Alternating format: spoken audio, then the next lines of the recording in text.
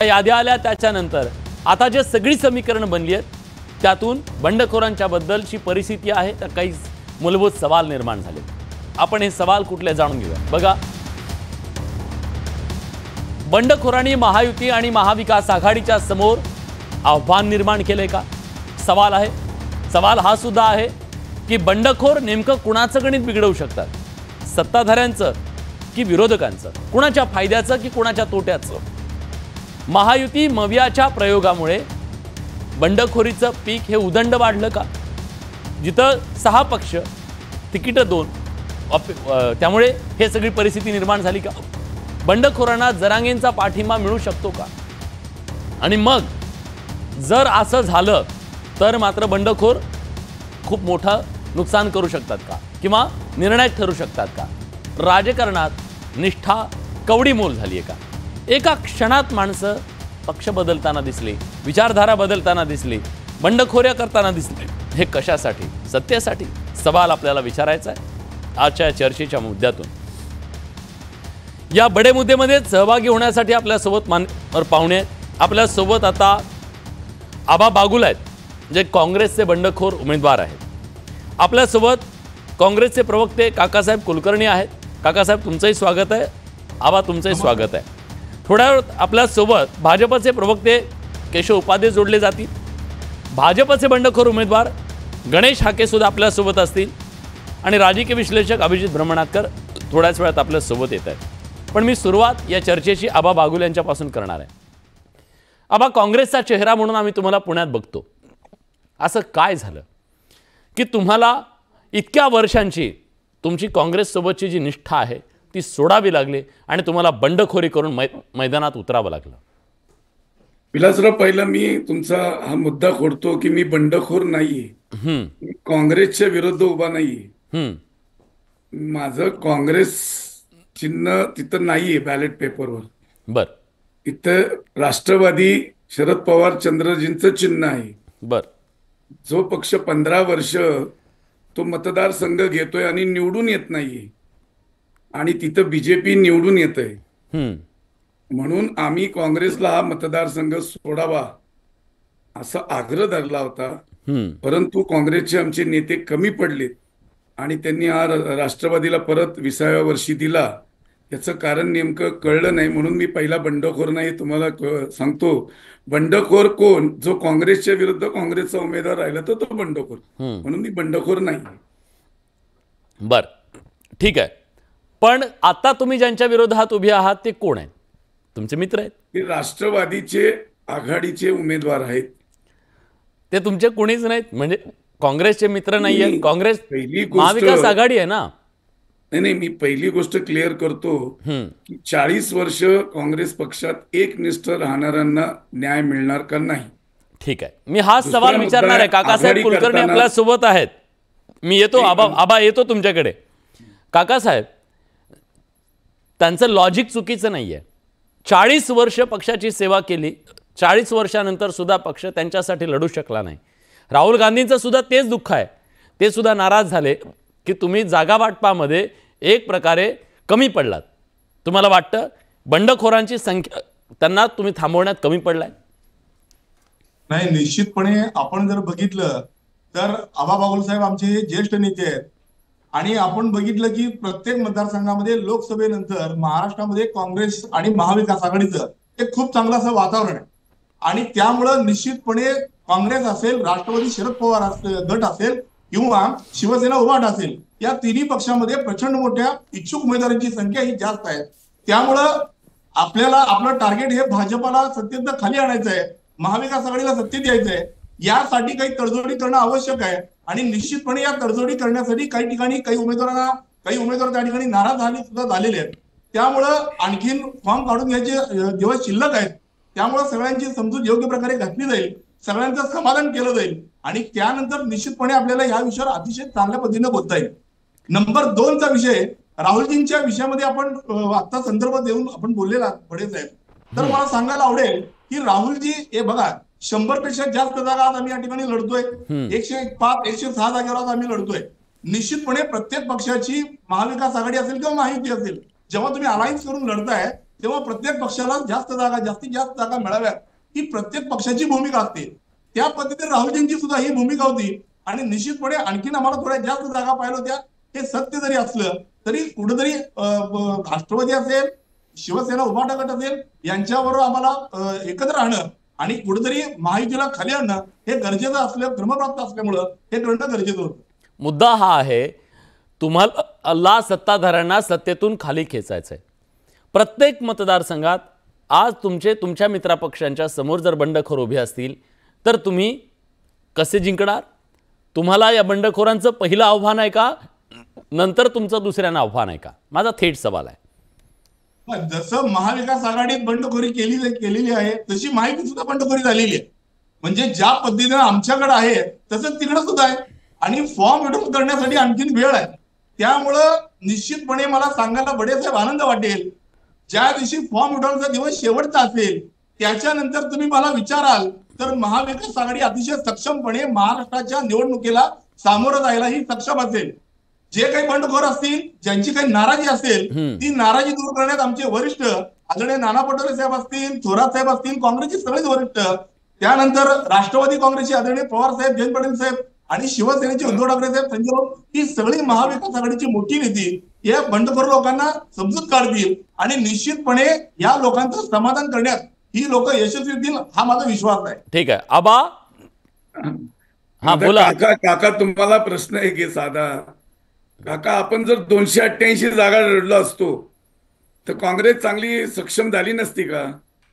आपल्याला काय पाहिलं, आपल्याला राहुल गांधींना पण म्हणतो पंतप्रधान करायचे, आपण 102 जागेवर समाधान मानलं, 166 जागेवर काँग्रेसचा पंजा गायब केला. आपण जो माणूस काँग्रेसचं कार्य करतो, तुम्ही पण करतात आणि तो माणूस आशेने बघत असतो. 15 वर्ष जर आपला मित्रपक्ष तिथं निवडून येत नाही, 9 पासून जो बालेकिल्ला आहे काँग्रेसचा पर्वती तिथं निवडून येत नाही, तरी तुम्ही तो आपल्या मित्रपक्षाला कशासाठी देताय? म्हणजे कोणाचे हात बळकट करताय? बीजेपीचे का काँग्रेसचे का राष्ट्रवादीचे? ठीक आहे. हा माझ्यासारख्या कार्यकर्त्याला प्रश्न पडलाय. जनतेने सांगितलं की तुम्ही आता उभे राहा, आम्हाला परीक्षेला बसायच्या आधीच तुम्ही नापास करताय. आम्ही काँग्रेसचा दिला असता उमेदवार आम्ही नसतो उभं राहिलो, आम्ही म्हणलं असतो तो सक्षम आहे. परंतु तुम्ही मित्र पक्षाला 15 वर्ष संधी देऊन परत त्यांनाच तुम्ही तो मतदारसंघ सोडताय. तर 40 वर्ष काम करणाऱ्या कार्यकर्त्यांनी काय करायचं, कधी लढायचं? ठीक आहे काकासाहेब उत्तर द्या, त्याच्यानंतर मला 30 वर्ष नॉनस्टॉप मी नगरसेवक आहे. नाही माहिती आहे आबा, माहिती आहे मला, उभ्या महाराष्ट्राला माहिती आहे आबा, उभ्या महाराष्ट्राला माहिती आहे. काकासाहेब उत्तर द्या, त्याच्यानंतर मला केशव उपाध्यायजींकडे जायचं. मी सांगतोय की आमचे नेते फक्त मग्न आहेत, त्यांना मुख्यमंत्री व्हायचंय. काम करतोय. शर्यत लागली की मला जास्त एक जण आपण उत्तर घेऊ. चाचपण्या सुद्धा झालेल्या होत्या, परंतु निश्चितपणे महाविकास आघाडी एकत्र येऊन आपल्याला सगळ्यांना कॉन्फिडन्स आला, विश्वास आला की आपण निश्चितपणे महायुतीचा आपण मोठ्या फरकाने पराभव करू शकू जर आपण तिघा एकत्र आलो तर. हा विश्वास आपण अनुभव लोकसभेला घेतला आणि त्याचीच पुनरावृत्ती आपण विधानसभेला करतोय. निश्चितपणे तुमची नाराजी असणे हे स्वाभाविक आहे. 40 वर्ष एखादा कार्यकर्ता काम करतो त्या ठिकाणी त्याला संधी मिळणं हे क्रमप्राप्त आहे. परंतु अलायन्स मध्ये काम करत असताना, आघाडीमध्ये काम करत असताना एखादी जागा, एक लक्षात घ्या, पवार साहेब हे ज्येष्ठ नेते आहेत महाविकास आघाडीतले, उद्धव ठाकरे ज्येष्ठ नेते आहेत, इकडे आपले थोरात साहेब, पटोले साहेब, ही सगळ्या ज्येष्ठ मंडळींनी या सगळ्या गोष्टींचा विचार केलेला आहे. त्यामुळे निश्चितपणे फॉर्म काढून द्यायला आणखीन काही दिवस आहेत. बाबू साहेब तुम्ही आमचे ज्येष्ठ नेते आहेत, त्यामुळं येणाऱ्या 2-3 दिवसामध्ये मी तर आपल्याला पहिला भेटायला देईन, परंतु 2-3 दिवसानंतर आपलं काकासाहेब तुम्ही भेटायला जा, तुमचं कर्तव्य आहे काकासाहेब. पण मला त्याच्या आधी आबांना एक विचारायचं आहे. आबा, आज आम्ही बातमी ऐकली आणि त्याचा व्हिडिओ पण बघितला. जगदीश मुळीक जात होते, शेवटच्या क्षणाला देवेंद्र फडणवीसांनी त्यांना फोन केला, सांगितलं, आश्वासन दिलं, जे काय असेल ते, त्यांची बंडखोरी टाळली. आबांना कुणाचा फोन आला का? साहेब अजून विड्रॉल करण्यासाठी वेळ शिल्लक आहे. फोन कोणाचा आला नाही. काकासाहेब थांबा ना, मला आबांना. काकासाहेब पहिलं एकच मिनिट ऐका, मी परत सांगतो, मी बंडखोर नाही. काँग्रेस टिकवायची असेल, कार्यकर्ता टिकवायचा असेल, काँग्रेसचा विचार टिकवायचा असेल तर पर्वतीची उमेदवारी तुम्हाला अजूनही तुम्ही मला पुरस्कृत म्हणू शकता तर काँग्रेसचा कार्यकर्ता टिकेल. आता शिवाजीनगर 20-20 वर्ष 25 वर्ष येत नाही, तिथं आपण आग्रह धरतो. अरे वडगाव शेरी आपण आपल्या मित्र पक्षाला देतोय, तिथं आपला कधी उमेदवार नाही. जिथं 22 नगरसेवक आहे तिथं एक नगरसेवक नाही वडगाव शेरीमध्ये. हडपसरला आपण शून्य झाले काँग्रेस. आपण कॅन्टोन्मेंट सारखा 10 वर्षांनी येणारा तिथं आग्रह धरतो. पर्वती 2009 हा काँग्रेसचा बालेकिल्ला आणि त्याला आपण छेद देतोय आणि 15 वर्ष आपण मित्र पक्षाला देतोय. मित्र पक्ष काही येत नाही आणि तिथं बीजेपी प्रबळ झाले म्हणून एकमेव पर्वतीमध्ये नगरसेवक मी आहे. आता मी कसं कार्यकर्त्यांना कसं जिवंत ठेवू हा प्रश्न निर्माण झालाय. खूप मूलभूत सवाल निर्माण केलाय तुम्ही. बरोबर आहे. आबा येतो मी तुमच्याकडे. मला या चर्चेमध्ये आता नव्या भिडूंना आणायचं आहे. हे नवे बंडखोर, खरं तर आता मी त्यांना बंडखोर म्हणेन. तुम्ही नेहमी जेव्हा डिबेट शो होता तेव्हा केशव उपाध्ये भाजपचे प्रवक्ते म्हणून येतात, मुख्य प्रवक्ते आहेत ते. गणेशदादा हाके आमचे भाजपचेच प्रवक्ते आहेत. आज मात्र ह्या विंडोमध्ये दोघं वेगवेगळे आहेत. त्याचं कारण असं आहे, गणेशदादा हाके यांनी अहमदपूर विधानसभा मतदारसंघातून बंडखोरी केली आहे आणि त्यांनी आता जनसुराज्य पक्षाकडून उमेदवारी जाहीर केलेली आहे. आज त्यांनी फॉर्म भरलेला आहे. दादा, भाजपची भूमिका तुम्ही पोटतिडकीने मांडताना आम्ही तुम्हाला बघितलेलं आहे चॅनलवरती. असं अचानक काय झालं? इतक्या वर्षांची तुमची निष्ठा, तुम्हाला एवढा टोकाचा निर्णय का घ्यावा लागला? बंडखोरी का करावी लागली? नाही, मी बंडखोरी केली असं म्हणू नका. कारण ज्या पद्धतीनं महायुती झाली आणि महायुतीमध्ये वेगवेगळे नवीन पक्ष आले, त्यामुळे आमच्यासारखे भारतीय जनता पार्टीच्या अनेक वर्षापासून काम करणाऱ्या लोकांची संधी हुकली. आणि ही संधी हुकल्यानंतर माझ्या मतदारसंघात तर फार परिस्थिती विचित्र आहे. कारण 2004च्या नंतर इथं मला 2014 साली मला उमेदवारी देण्यात आली होती, पण थोड्या मताने, अगदी 2200 मताने माझा पराभव झाला होता. खरं तर 2019ला ज्याचे 2200 मतांनी पराभव झालेल्या माणसाला पुढच्या वेळेला संधी दिली जाते. पण माझ्या दुर्दैवानं काही अपक्षांनी आपल्याला भारतीय जनता पार्टीला पाठिंबा दिला होता आणि अपक्षांनी भारतीय जनता पार्टीच्या सरकारला पाठिंबा दिल्यामुळं पुन्हा 2019ला त्या अपक्षाला तिकीट देण्यात आलं. आणि आमच्याकडं हा माझा मतदारसंघ हा भाजप बहुल मतदारसंघ आहे. गेली अनेक वर्ष इथं आजच्या सुद्धा म्हणजे लोकसभेमध्ये सगळे महाराष्ट्रामध्ये आमची पडझड झालेली असताना सुद्धा हा मतदारसंघ हा भारतीय जनता पार्टीचा इथं म्हणजे त्याला मताधिक्य आहे इथं. त्यामुळे हा आता कारण याचं कारण असं आहे, इथला कार्यकर्ता हा भारतीय जनता पार्टीच्या विचाराचा आहे. आणि म्हणून 2019 साली भारतीय जनता पार्टी म्हणजे ह्या पक्षाच्या काही तांत्रिक अडचणीमुळे मला उमेदवारी देण्यात आली नाही, अपक्षाला उमेदवारी देण्यात आली आणि 30,000 मतांनी त्यांचा भारतीय जनता पार्टीच्या कार्यकर्त्यांनी त्यांचा पराभव केला. म्हणजे आणि पराभव केल्यानंतर आता मला वाटलं की ते पराभव झाल्यानंतर ते लगेच पराभव झाले की निघून गेले. कारण आमच्याकडे असे आम्ही आणतो ते लोक लगेच निघून जातात. कारण विचार हा काही निष्ठा निष्ठा वगैरे काही त्यांच्याकडे असत नाही. ते संधी साधू लोक येतात आणि निघून जातात. आणि मग मला असं वाटलं की 2024 साली निदान आपल्याला म्हणजे उमेदवारी मिळेल म्हणून मी पुन्हा 19 नंतर मी विनायकराव पाटील बाहेर गेल्यानंतर मी पुन्हा काम करत राहिलो, पक्षाचं काम करत राहिलो. परंतु माझ्या पुढं माझं दुर्दैव आढळलं आणि पुन्हा जी युती झाली, जी मी अनेक वेळेला म्हणजे दूरदर्शनवरती मी माझ्या म्हणजे तुमच्याकडून बोलताना सुद्धा मी म्हटलं की हे अत्यंत म्हणजे युती हे भारतीय जनता पार्टीच्या कार्यकर्त्यांच्यावरती फार मोठा एक आघात होता. पण आता भाजप तुमच्या सोबत आहे की भाजप तुमच्या विरोधात आहेत?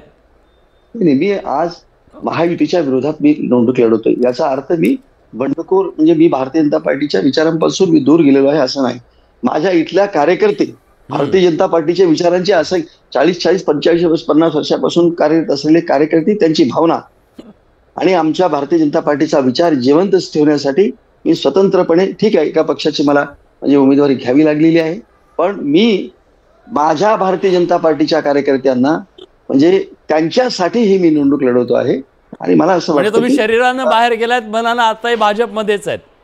ठीक आहे. बघा मी म्हणजे नाही मी सांगितलं ना तुम्हाला की मी बघा जो माणूस आयुष्यभर एखाद्या विचारांनी म्हणजे राहतो भारलेला असतो, तो असा एका दिवसामध्ये क्षणिक तो विचार सोडून जात नाही. आबांचं दुःखही तेच आहे, भावना तीच आहे, तुमची तीच भावना आहे. मग मला आता केशवजींना विचारायचं आहे. केशवजी, मी काँग्रेसला विचारलं, तुम्हाला विचारणं मला भाग आहे. 40-40 वर्ष तुमच्यासोबत राहणारे हे सगळे मावळे तुम्ही जर गमवत असाल, गणेशदादांनी तर मागे सांगितलं होतं असंघाशी संघ केला ना आम्हाला महागात पडलं. किती असे असंघामुळे तुम्हाला मावळे गमवावे लागले? फायद्यापेक्षा जास्त नुकसान झालं का? खरं तर या सगळ्या प्रश्नांचं उत्तर नाही, मी असं म्हणणार नाही फायद्यापेक्षा नुकसान झालं. मुळात असं आहे की ज्या पद्धतीचा 2019चा जो एक निकाल आला होता, याचं थोडं आपल्याला नीट विश्लेषण करावं लागेल या सगळ्या गोष्टींचं. 2019चा जो निकाल आला होता तो 2019चा निकाल हा पूर्णपणे त्यावेळच्या भारतीय जनता पार्टी आणि त्यावेळच्या शिवसेनेसाठी दिलेला होता. त्यावेळी जर फाटाफूट झाली नसती, त्यावेळी जर विश्वासघात मतदारांशी झाला नसता, ज्यांना निवडून दिलं तेच सत्तेवरती राहिले असते, तर कदाचित आज जी वेळ येते ती वेळ कदाचित ती आली नसती. कारण राजकारणाचे सगळे संदर्भ त्या एका घटनेने, त्या एका विश्वासघाताने राजकारणाचे संदर्भ बदलले आणि राजकारणाचे संदर्भ बदलले की मग त्यानंतर तुम्हाला त्या परिस्थितीनुसार ज्या गोष्टी कराव्या लागतात त्या गोष्टी तुम्हाला कराव्या लागतात, तुमची इच्छा असो अथवा नसो. नंबर 1. नंबर 2 म्हणजे आता गणेशदादांचं काय फार मोठं आनंदाची गोष्ट नसणार आहे, मला नक्की खात्री आहे की त्यांना अशा पद्धतीचा आनंद कुठलाच त्यांना झालेला नसणार आहे. पण त्याने ते लढायला उतरलेत. खरं म्हणजे असं आहे की एखादा कार्यकर्ता 40-40 वर्ष काम करतो आणि त्याच्यानंतर त्याला त्याच्या व्यक्तिगत महत्वाकांक्षेला मुरड घालणं आणि हे सगळ्यात खूप कठीण काम आहे की एखाद्या गोष्टीबद्दल काम करत असताना आपल्याला जी गोष्ट समोर दिसते पण अशा काही परिस्थितीमुळे आपण ती करू शकत नाही, त्याचं एक दुःख प्रचंड असतं. आणि मला असं वाटतं की बंडखोरी करणाऱ्या या सगळ्या उमेदवारांसमोर ते दुःख नक्की असणार. हा दुसरा मुद्दा. दुःख दूर करणार का तुम्ही? की या सगळ्या त्यांचं दुःख दूर करणार आहेत का? परत फिरा असं सांगणार आहेत का त्यांना? असं आहे की मुळामध्ये असं आहे की भारतीय जनता पार्टीचा कार्यकर्ता हा त्याला म्हणजे ऑलरेडी त्यांच्या गणेशदादांशी संपर्क झाला असेल. म्हणजे मी आत्ता त्या प्रक्रियेत नसल्यामुळे मला माहिती नाही, पण ऑलरेडी गणेशदादांशी कोणी बोललं असेल, त्यांना विनंती केली गेली असेल. त्यामुळे अशा पद्धतीने किंवा यापूर्वीचा ज्यावेळी गणेशदादांनी इच्छा व्यक्त केली त्यावेळीसुद्धा त्यांना सांगितलं गेलं असेल की काही अडचणी, ज्या पद्धतीचं राजकारण आता आहे त्या राजकारणामध्ये जर यश पुढे जाईल, पार्टी म्हणून विचार म्हणून जर पुढे घेऊन जायचं असेल तर काही गोष्टी पार्टीलाही कराव्या लागतात आणि त्यातून काही निर्णय कठोरपणे करावे लागतात. त्यात गणेशदादासारख्या एखाद्या कार्यकर्त्यावरती अन्याय होऊ शकतो, हे मी नाकारू हे नाकारण्याचं काहीच कारण नाही. पण त्याचा अर्थ शेवटी व्यापक हित पार्टीला पाहावं लागतं आणि महाराष्ट्राचं एक हित बघून आम्ही ही महायुती केली. त्याच्यामध्ये वेळप्रसंगी असंख्य कार्यकर्ते जे इच्छुक होते त्या ठिकाणी त्या कार्यकर्त्यांच्या इच्छेवरती आम्हाला नक्की 100% आहे की त्या इच्छा आम्ही पूर्ण नाही करू शकत, कारण शेवटी जागा मित्रपक्षाला द्याव्या लागतात, इतर पक्षांना द्याव्या लागतात, सोडाव्या लागतात आणि त्या ठिकाणच्या कार्यकर्त्यांना नक्कीच आम्हाला नाराज करावंच लागतं. त्यातले काही कार्यकर्ते समजूतदारपणे सहजपणे मागे घेतात, थांबतात, पार्टीची गरज ओळखतात. काही कार्यकर्ते म्हणतात की नाही आम्हाला या ठिकाणी लढायचंच आहे. पण ही परिस्थिती आहे ती 2019मुळे झाली आहे आणि त्यातनं मला अशी आशा आहे की 24 नंतरचं जे राजकारण, विधानसभेचं राजकारण जे आता निकालनंतर येईल ते एक स्वच्छ राजकारण पुढच्या काळातलं असेल की ज्यातनं जी गोंधळ गेल्या 5 वर्षांमध्ये तुम्ही पत्रकार म्हणून अनेक गोंधळ बघितले ते सगळे गोंधळाचे संदर्भ संपून एक स्वच्छ स्पष्ट पूर्ण बहुमताचं एक चांगलं सरकार या ठिकाणी महाराष्ट्रात येईल, ज्यातनं पुढच्या काळामध्ये कुणी गणेश हाके किंवा इथं बसले ते बागुल असे कुणी तयार होऊ नयेत अशा पद्धतीची एक आपण. आणि शेवटी असे बंडखोरी ही कुठलीही किती चांगली परिस्थिती असो, उलट जेवढं पक्ष चांगला मोठा पक्ष तेवढी बंडखोरी म्हणजे इच्छुक संख्या जास्त असते, पक्ष सक्षम असतो, त्यामुळे निवडण्याची शक्यता जास्त असते. त्यामुळे ही बंडखोरी ही असणारच आहे. म्हणजे ज्यावेळी भारतीय जनता पार्टीला कुणीच अतिशय भारतीय जनता पार्टीची परिस्थिती वाईट होती तेव्हा इच्छा व्यक्त करणारी लोक नव्हती का? तेव्हाही होती लोक, आताही लोक आहेत. असं होणार त्यामुळे काय झालं? तुम्ही गृहीत धरलं होतं निवडणुकीला सामोरं जाताना एवढी मोठी म्हणलं की नाही मोठी बंडखोरी झालीच नाही. मुळामध्ये अगदी एका हाताच्या बोटावर मोजण्या एवढी सुद्धा नावं निघणार नाहीत जर आता सुद्धा या क्षणी आपण जर करायला गेलो नावं. त्यामुळे अशा पद्धतीने काहीतरी फार मोठी बंडखोरी भाजपात झाली आहे. मुळात हेच चुकीचं आहे. भारतीय जनता पार्टीचा कार्यकर्ता अत्यंत शिस्तबद्ध आहे आणि म्हणून मी असं म्हणालो की एका हाताच्या बोटावर मोजण्या एवढी सुद्धा लोकांनी या ठिकाणी बंडखोरी. तुम्ही आत्ताच उदाहरण दिलं की ते फॉर्म भरायला निघाले होते मुळीक आणि त्यांना फॉर्म भरायला शेवटक्षणी निरोप आला आणि त्यांनी माघार घेतली. ही भारतीय जनता पार्टीची संस्कृती आहे. त्यामुळे भारतीय जनता पार्टी मला एक उपप्रश्न आहे केशवजी, मला उपप्रश्न आहे गणेशदादांना विचारायचा आहे. गणेशदादांना विचारायचं आहे, दादा तुम्हाला काही कोणाचा फोन आला की नाही? खरं तर विचारा. हा, तुम्हाला कोणाचा फोन आला का? तुमची मनधरणी करण्याचा प्रयत्न झाला का? की असं झालं की तुम्हाला अदृश्य हाताची मदत आहे? नाही असं वगैरे काही नाहीये. मला फोन येईल मला म्हणजे अजून तर मला फोन आलेला नाहीये. जर फोन आला तर मी मला माझ्या पार्टीच्या नेत्यांना, माझ्या शिखरस्थ नेत्यांना काय बोलायचं ते मी बोलेन. ठीक आहे. येतो दादा तुमच्याकडे. मला या चर्चेमध्ये अभिजित ब्रह्मनाथकर येणार नाहीच आहे. राजकीय विश्लेषक आहेत, सगळं राजकारण जवळून बघतायत, सगळी आकडेमोड ती करत असतात. आता ह्या आकडेमोडीमध्ये हे सगळे जे मोठ्या संख्येनं उमेदवार, बंडखोर म्हणणं कधी काळी सुपर हिरो वाटायचं, ते आता त्यांना थोडंसं नकारात्मक वाटतंय.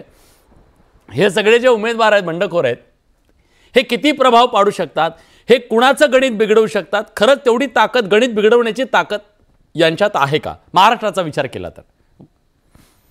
विलास, महाराष्ट्रात जी 2024 विधानसभा निवडणूक होते त्याच्यात अभूतपूर्व परिस्थिती आहे. सगळ्या पक्षामध्ये बंडखोरी झालेली आहे आणि त्याचा फटका सगळ्या पक्षांना बसणार आहे. आता केशवजी म्हणत होते हाताच्या बोटावर मोजण्या इतकी बंडखोरी झाली आहे, पण मला असं म्हणायचंय की महाराष्ट्राच्या 288चा डाटा काढला तर हाताची बोटं काय आणि पायाची बोटं मोजली त्याच्यापेक्षा जास्त बंडखोरी आहे. मी फक्त नावं वाचून दाखवू इच्छितो म्हणजे त्यांना लक्षात येईल. सर्वात महत्वाचं, बडनेरामध्ये तुषार भारती यांनी बंड केलेलं आहे. त्यानंतर दुसरं बंड अमरीश आत्राम यांनी अहेरीत केलेलं आहे. पुढे जसं मराठवाड्यात येतो, वसमतमध्ये उज्ज्वला तांबाळे यांनी केलेलं आहे. शिवाजी माने यांनी बंड केलेलं आहे. भास्कर दानवेंनी जालन्यात बंड केलंय. त्याच्यानंतर भाऊसाहेब पाटील, प्रदीप पाटील हे 2 बंडखोर तर एका फुलंब्री मतदारसंघात आहेत. सुनील शिंदे, अशी यादी काढत गेलो तर मला लक्षात आलं विलास 80 मतदारसंघात बंडखोरी आहे. आणि मी शेवट त्याचा एक मुद्दा जोडून विलास आपण प्रश्न विचारू शकाल. काय होतं 2019 पर्यंत युती होती आणि आघाडी होती. ती महायुती आणि महाआघाडी नव्हती. ती सख्या 2 भावांमधली स्पर्धा होती. मग तो वाद प्रॉपर्टीवरचा असेल किंवा इतर गोष्टीचा. पण 2019 मध्ये जेव्हा सावत्र भाऊ सत्तेमध्ये दाखल झाला, तो महाविकास आघाडीत होऊ द्या किंवा 2023 मध्ये महायुतीमध्ये होऊ द्या, तो आल्यापासून सगळ्यांच्या ताटामधलं वाटा कमी झालेला आहे. त्यामुळे बंडखोरी ही अटळ झालेली आहे आणि काही लोकांनी छोट्या छोट्या पक्षांची तिकीटं घेतली, काही जणांनी अपक्ष बंडखोरी केली आहे. त्याचा फटका हा भाजपलाही बसेल, काँग्रेसलाही बसेल आणि सगळ्या आघाड्या युत्यांना बसेल. ठीक आहे आबा, मला तुम्हाला थेट विचारायचं आहे, बंडखोर म्हटल्यानंतर थोडीशी नकारात्मक भावना गेल्या काही दिवसात निर्माण झालेली आहे. पण बंडखोर म्हणजे कोण? जो विचारांशी पटत नाही म्हणून बंड करतो, पेटून उठतो, तो बंडखोर असं म्हटलं जातं. अशा परिस्थितीत तुम्हाला वाटतं जनतेची साथ मिळेल या बंडखोरांना? मला वाटतं 95ला जी परिस्थिती झाली होती, 45 अपक्ष नगरसेवक आले होते, अपक्ष आमदार आले होते, आपण पाहिलं असेल. ती परिस्थिती आता 2024ला मला वाटतं येऊ शकते. कारण सगळीकडं नाराज आहेत. कारण अनेक वर्ष काम करणारे प्रत्येक कार्यकर्त्याला वाटतं की मला संधी मिळावी. पुण्यातही पाहिलं असं तर तुम्ही पुण्यात 4-5 मतदारसंघात बंडखोरी झालेली आहे की प्रत्येक ठिकाणी बंडखोरी. आता 80 बंडखोर आहेत असं सांगितलं. आबा मग माझं म्हणणं तेच आहे, आमदारकी आपल्याला बंडखोरी करून सुद्धा मिळू शकते. 95 सारखं वातावरण आहे, यावेळेस संधी आहे म्हणून हे झालं का? आणि त्याच्यासाठी मग निष्ठा सोडली का? नाही, निष्ठा ज्यांनी पक्षाच्या विरुद्ध उभे केले त्यांनी निष्ठा सोडली का त्यांचा पक्ष विचारेल. मी माझ्यापुरतं बोललो तर माझ्याकडे पक्षांनी अन्याय केलाय, मतदारसंघ सोडला नाही. मतदारसंघ जो आघाडीच्या पक्षाला दिलेला होता 15 वर्ष, तो येऊ शकत नाही निवडून. तिथं भारतीय जनता पार्टीचाच उमेदवार येतोय. म्हणजे तुम्ही कोणाला रोखताय? काँग्रेसला रोखताय का भारतीय जनता पार्टीला वाढवताय, असा प्रश्न निर्माण झालाय. म्हणून आम्ही उमेदवारी भरली. कारण काँग्रेस संपत चालली. तिथं काँग्रेस कार्यकर्ता नावाला शिल्लक राहायला तयार नाही आणि काँग्रेस कार्यकर्त्यांच्या रेट्यामुळे आम्ही उमेदवारीचा अर्ज भरलाय. ठीक आहे काकासाहेब, मला सांगा, आज शेवटच्या दिवशी 3 वाजेपर्यंत महायुती असो महाविकास आघाडी असो, तुम्ही जे दावे करत होतात ना सगळे, आमचे फॉर्म्युले, आमच्या एवढ्या जागा, शेवटच्या क्षणापर्यंत कुणीच येऊन सांगितलं नाही महाराष्ट्राला कुणाचे किती उमेदवार, कोण काय फॉर्म्युला नेमका ठरलेला आहे. खरंच तुम्ही सगळेजण घायकुतीला आलात का जागा वाटप करता करता? आणि पश्चाताप होतोय का हे सगळं करून? नाही, मुळात पश्चातापाचा विषय नाही. मगाशी सांगितल्याप्रमाणे एक लोकसभेच्या निकालानंतर राज्यातल्या सर्वसामान्य जनतेला सुद्धा वाटायला लागलं की आता महाविकास आघाडीचं सरकार येणार आहे आणि महाविकास आघाडीचं सरकार येणार आहे, तिकडच्या लोकांना वाटतंय महायुतीचं सरकार येणार आहे. इच्छुकांची संख्या एवढी मोठी वाढून गेली, प्रचंड मोठी इच्छुक वाढले, काँग्रेसमध्ये असतील, राष्ट्रवादीमध्ये असतील किंवा शिवसेनेच्या उभाटा गटामध्ये असतील. आणि या सगळ्यामध्ये इच्छुकांची संख्या जास्त असल्या कारणामुळे कुठेतरी तडजोड ही करावी लागते. त्यामुळे निश्चितपणे आबा बागुल साहेबांची मनस्थिती समजून घेता हे सत्य आहे, त्यांच्यावर अन्याय झालेला आहे, आपण सगळ्यांनी स्वीकारणं पर्यायच आहे. परंतु कुठेतरी आघाडी करून जेव्हा आपण निवडणूक लढवतो, एका अजेंड्यावर आपण निवडणूक लढवतो, त्यावेळेला अशा काही गोष्टी सहन कराव्या लागतात. परंतु दुर्दैवानं आमचे वरिष्ठ नेते आबा बागुल साहेबांची समजूत काढण्यात यशस्वी होतील हा मला विश्वास आहे. आणि ज्या दिवशी फॉर्म भरायचा शेवट दिवस आहे त्याच्यानंतर पण काकासाहेब एका ठिकाणी अहो मित्रांनी पण उमेदवार दिला, तुम्ही पण दिला, मग चर्चा काय होती? म्हणजे ज्याला म्हणतो की एकमत होणं, चर्चा व्हायची, बैठका व्हायच्या, एवढं सगळं चालू होतं. 15 दिवस 20 दिवस चालू होतं हे सगळं, म्हणजे एकमत झाले नाहीये. नाही बघा बडे साहेब, आपण बघितलं 288 पैकी 255 260 जागापर्यंत आम्ही एकमतावर येऊन थांबलेलो होतो. अशी कुठली आमची अडचण नव्हती. परंतु शेवटच्या काही 20-25 जागांसाठी अवघ्या शेवटच्या 5-6 तासामध्ये त्या तडजोडी कराव्या लागतात, हे सगळ्यालाच माहित आहे. हे आमच्याकडे जसं आहे तसं समोर सुद्धा आहे. त्यामुळे मी त्यांना पण विचारणार आहे, मला तेच विचारायचं आहे. दोस्तीत कुस्ती जर झाली, तुम्ही मला एवढं आत्मविश्वासानं सांगायचं आहे की ज्या फॉर्म विड्रॉलचा शेवट दिवस असेल त्याच्यानंतर महाविकास आघाडीचं खरंच चित्र या महाराष्ट्रात असेल. आमच्याकडची बंडखोरी 99% कमी असेल, म्हणजे आमचा पक्ष असेल, राष्ट्रवादी असेल किंवा शिवसेना उभाटा असेल, यांच्याकडे 99.9% बंडखोर नसतील, हे निश्चितपणे तुम्हाला मी आजच्या ठीक आहे. केशवजी आता वैताग आलाय का हो तुम्हाला? खरं सांगा, ह्या सगळ्या आघाड्या युत्यांचा, म्हणून तुम्हाला वाटतं 2029ला आता आम्ही एकटेच सत्तेत, बाद झालंय, किती जागा वाटप करायचं आणि किती वाटून घ्यायचं, आपलेच माणसं नाराज करायचे. 2029 आता स्वबळावर? नाही, प्रश्न असा आहे की इथे स्वबळाचा विषय मुद्दा पुढे जेव्हा येईल तेव्हा येईलच. पण आता या ठिकाणी महत्वाचा मुद्दा असा आहे की कुठल्याही परिस्थितीमध्ये तुम्ही म्हणता असं वैताग वगैरे हा विषयच नाही. किंबहुना सगळ्यात स्मूथली एकीकडे महाविकास आघाडीचे रोज किस्से आपल्याला ऐकत होतो, इथपर्यंत नाना पटोले आणि संजय राऊत यांच्यामध्ये काहीतरी घमासान झालं, इथपर्यंत चर्चा आम्ही ऐकल्या. दोघं बाहेर कशा पद्धतीने बोलत होते ते आपण ऐकलं. नाना सांगत होते संजय राऊतने गप्पा बसलं पाहिजे, संजय राऊत म्हणते दिल्लीच्या महाराष्ट्र नेत्यांना किंमत नाही आहे काँग्रेसच्या. या पद्धतीची भाषा, वाक्युद्ध हे सगळं काँग्रेस आणि उद्धव ठाकरे गटामध्ये झालं असलेलं आपण सगळ्यांनी पाहिलं. 4 भिंतीच्या बाहेर होतं, तुमचं 4 भिंतीच्या आत होत असेल कदाचित. नाही, 4 भिंतीत व्हायचा प्रश्नच येत नाही. किंबहुना ज्या ठिकाणी भारतीय जनता पार्टी, शिवसेना आणि राष्ट्रवादी या तिघांनी जागा वाटप अत्यंत स्मूथपणे, ज्याला असं म्हणतात की एकमेकाशी समजूतदारपणे जागांची चर्चा करून जो उमेदवार तिथे जिंकू शकतो तो उमेदवार जिंकण्याची चर्चा केली, वेळप्रसंगी उमेदवार एक्सचेंज केले, आणि हे सगळं करून उमेदवार आज आम्ही निवडणुकीच्या प्रचाराला लागलो सुद्धा. आज मला सांगा, हे 55 पहिल्यांदा आले 85, 270, मग आले 90. आता हे कुठलं गणित काढत होते हे कळलं नाही. त्याच्या उपर अजूनही म्हणजे किती जागा लढणार, एका ठिकाणी 2-2 कॅन्डिडेट आजही त्यांचे पडलेले आहेत. याच्या उलट भारतीय जनता पार्टी आणि या महायुतीमध्ये अशी कोणतीही परिस्थिती निर्माण झाली नाही. ज्या जागा लढवतोय त्या जागा आम्ही एकत्रितपणे लढवतोय, एकसंधपणे लढवतोय. पण देवेंद्र फडणवीस म्हणाले 4 ते 5 ठिकाणी मैत्रीपूर्ण लढत होऊ शकते. कार्यकर्त्यांची इच्छा असणार, मैत्रीपूर्ण लढतीला तुम्ही तयार आहात? नाही, असं आहे की अजून त्याचा मार्ग निघू शकतो, ती आशा सोडली नाहीये. एक मिनिट नाही, बोलतो 1 मिनिट. असं आहे की त्या ठिकाणी अजूनही आशा सोडली नाही, त्यांनी चर्चा होऊ शकते. नंबर 1. नंबर 2, या सगळ्या प्रकारामध्ये जसं भारतीय जनता पार्टीच्या गणेश दादा हाकेचं वाटू शकतं की आपल्या हक्काची जागा गेली, तसं राष्ट्रवादीच्याही एखाद्या आमदाराला उत्सुकाला वाटू शकतं की आपली हक्काची जागा गेली, ती शिंदे यांच्या शिवसेनेने दिली. त्यामुळे अशा पद्धतीने विचार कार्यकर्त्यांच्या मनात येणं, यात गैर काहीच नाही. कार्यकर्त्यांना असं वाटणं की ही जागा आपण लढवायला पाहिजे होती, यात गैर काहीच नाही. पण भारतीय जनता पार्टी शिस्तबद्ध पक्ष आहे. मगाशी अभिजितने काहीतरी नावं दिली, मी नक्की 4 तारखेला अभिजितशी बोलू आपण, कधी चर्चेला पुन्हा आलं तर कधी आपण त्यावेळी पण येऊ. ही जी यादी, यातलं अनेक लोकांनी किंबहुना बहुतेकांनी आपल्या भूमिका बदललेल्या असतील, ते भारतीय जनता पार्टीचा प्रचार करत असतील. भारतीय जनता पार्टी शेवटी असा भारतीय जनता पार्टीचा कार्यकर्ता हा भारतीय जनता पार्टीच्या विचारांशी जोडलेला आहे.